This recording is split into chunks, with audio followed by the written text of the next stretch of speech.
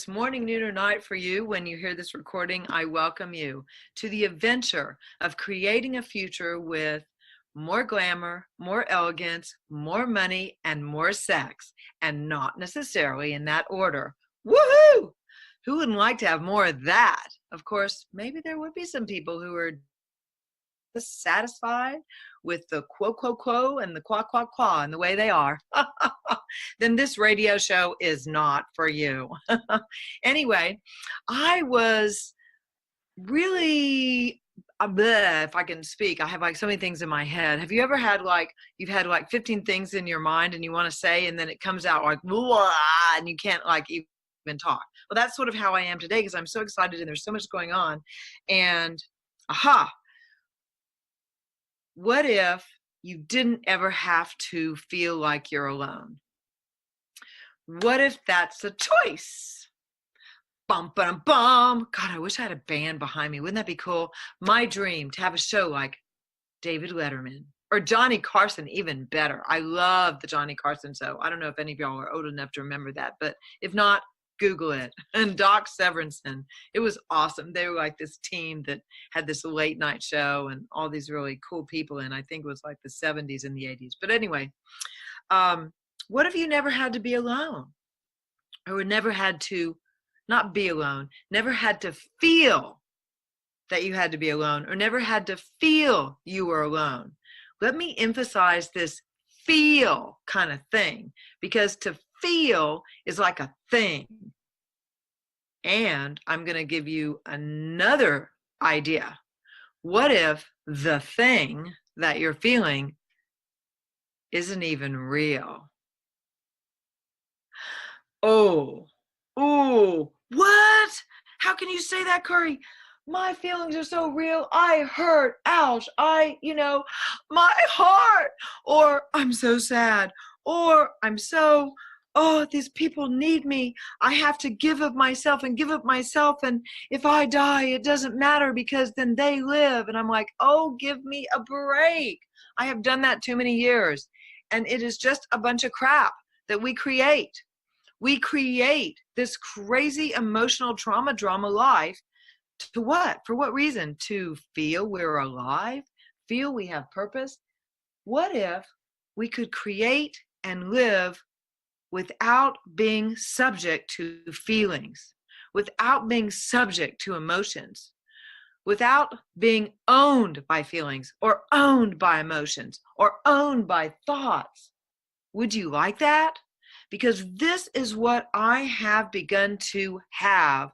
And this is what the Access Consciousness tools have actually become and resonate through my entire life. That I am not anymore subject to these daily, it's like, what is that psychological thing that they call when people go up and down, manic depressive. Why would you choose to become a manic depressive? When you have big emotions and low emotions all the time, I think that's categorically manic depressive. Who wants to do that? I'm telling you, not me.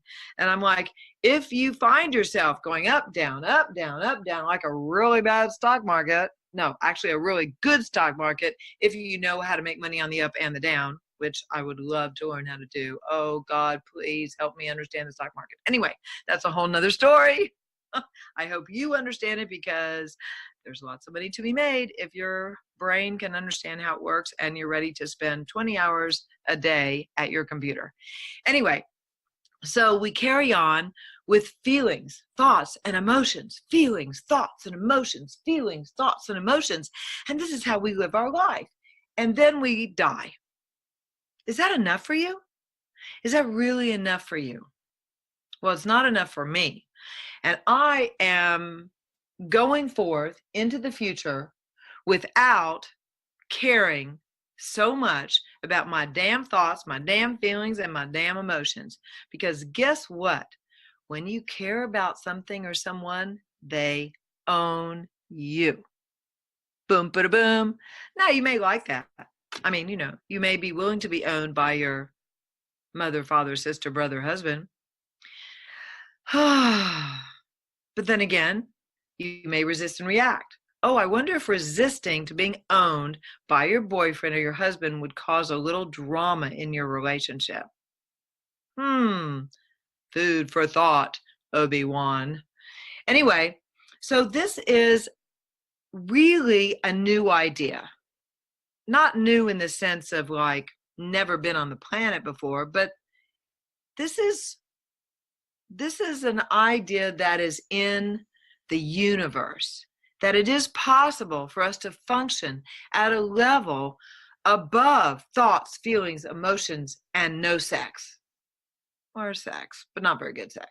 Okay, so what would it take to be that? What would it take to have that?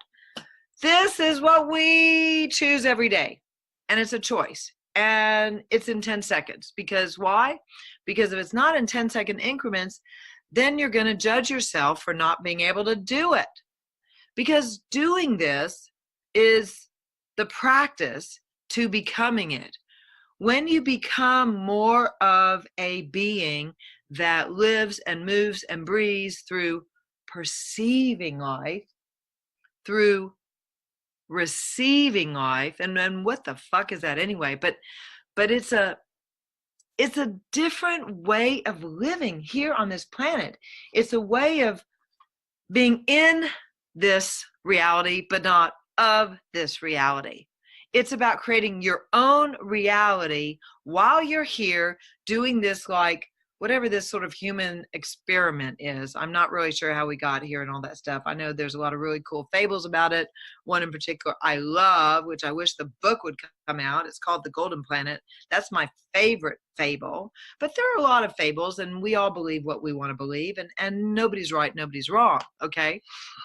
So we're doing this thing on planet Earth. Well, what the hell are we doing? And I don't even know if there's, let's see, did I hear a statistic the other day that like 82% of the population doesn't even care that the temperature of the entire globe is going up? And I believe we'll have to, you guys who are more brainiacs than me, check it out. But this is a friend of mine who travels the world, told me that there was a statistic that came out. It wasn't from NASA. It was from some think tank. And they said that if the temperature goes up even one more degree on our planet, that the ramifications would be, I think, the deletion of all but maybe, I think what? Something really drastic, like only like 1.5 million people would be left surviving on this planet by the end of the century. Is that what we are looking to do here? Are we looking to self-destruct? I mean, you cannot be in this world and not be aware of this super, like, it's like this shaking that's going on. It's like, so much change. And if you don't want to know about it and you hide, that's like, how's that going to help? How's that going to help you? You're going to like live in fear and worry. Oh, that's really fun. Oh yeah. Wow. Can't wait to get up and live in fear and worry. Or then you're like drugged out, potted out, alcohol boozed out. Not that I don't like a good drink now and then, because, you know, sometimes people are just a little too difficult, and a good drink helps the people difficulty dealing with them go down a lot easier. I'm not against all this stuff. I'm just saying the choice is to be aware of what's going on and to contribute. And then on the other side, the choice is to not be aware, to pretend nothing's happening, to either die or be like zoned out, zoomed out. What is that? Soma. Oh my God, what was that book? Was it 1984? Somewhere where they all took their Soma pill in the morning and then they could cope with reality. Is that the reality you'd like to have? Is that what you'd like your children to grow up to? I mean, well, wow. If we don't change something with the way we treat our environment, we might not have an earth for our grandchildren to grow up to. So what are we doing? Where are we going? And would it be an adventure to ask the question? So what if we came out of what I call my own personal self-pity party, which is, I'm so alone. Nobody understands me. Wham, wham, wham. That is a lot of how I spent my life in the past. And so I'm inviting you guys to something else. If you'd like to have something else, there is something else possible. So, alrighty. Well, I don't have any classes scheduled right at the moment except in London in February. And what else is possible? I'm looking into like creating an online webinar series, and we'll let you know about it. If you're interested, you know how to find me, www.curryglassell.com and or on Facebook. But you have to write me and tell me that you heard me on GEMS, because I don't just let anybody be my friend on Facebook, because there's so many weirdos out there.